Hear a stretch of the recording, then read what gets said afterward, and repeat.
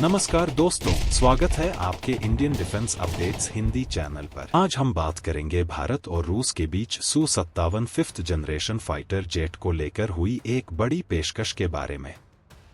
क्या भारत और रूस की यह साझेदारी भारतीय वायुसेना को एक नई ताकत दे सकती है? चलिए जानते हैं पूरी डिटेल्स। रूस के Su-57 फाइटर जेट को दुनिया के सबसे एडवांस्ड और खतरनाक फाइटर जेट्स में गिना जाता है। इसकी स्टेल्थ टेक्नोलॉजी, एडवांस एसा रडार और सुपरसोनिक क्रूज कैपेबिलिटी इसे खास बनाती है। अब रूस ने भारत को इस विमान की सप्लाई, संयुक्त निर्माण और यहां तक कि भारत के अपने 5th जनरेशन फाइटर प्रोजेक्ट में मदद करने की पेशकश की है। एरो इंडिया 2025 में बेंगलुरु में Su-57 को प्रदर्शित किया जाएगा। खास बात यह है कि वहां मौजूद लोग VR फ्लाइट सिम्युलेटर के जरिए इस एडवांस फाइटर जेट का अनुभव ले सकेंगे। वहीं अमेरिकी F-35 और अपग्रेडेड F-16 के डेमो फ्लाइट्स कैंसिल हो गए हैं, जिससे Su-57 पर ज्यादा फोकस हो सकता है। पहला, भारत को एडवांस मैन्युफैक्चरिंग टेक्नोलॉजी और विशेषज्ञता मिलेगी, जिससे देश की डिफेंस इंडस्ट्री मजबूत होगी।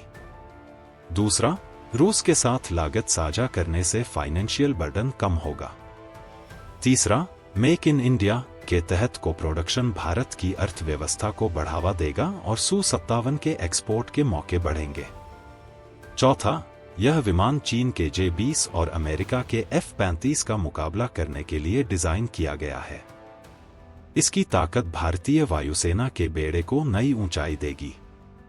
दोस्तों, Su-57 को अगर भारतीय वायुसेना में शामिल किया जाता है तो यह तुरंत ऑपरेशनल हो सकता है।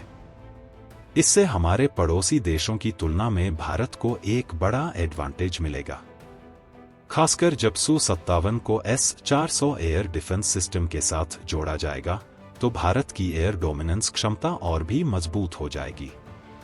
इतना ही नहीं, Su-57 के अंदर मौजूद एडवांस इलेक्ट्रॉनिक सिस्टम इसे ड्रोन मदरशिप के रूप में काम करने की क्षमता देते हैं।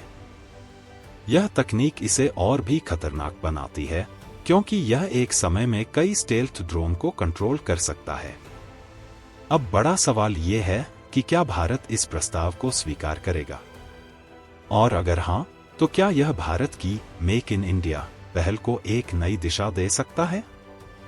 साथ ही रूस ने भारतीय रुपए में पेमेंट के अनोखे ऑप्शन की बात भी कही है। इससे इस डील की संभावना और भी बढ़ जाती है। दोस्तों, Su-57 की यह साझेदारी भारत के डिफेंस सेक्टर के लिए गेम चेंजर साबित हो सकती है। आपको क्या लगता है? क्या भारत को इस डील के लिए हां कहना चाहिए? अपनी राय हमें कमेंट्स में जरूर बताएं। और अगर आपको यह वीडियो पसंद आया हो तो इसे लाइक करें, शेयर करें और हमारे चैनल को सब्सक्राइब करें। अगली बार फिर मिलेंगे एक नई और रोचक जानकारी के साथ। तब तक के लिए जय हिंद।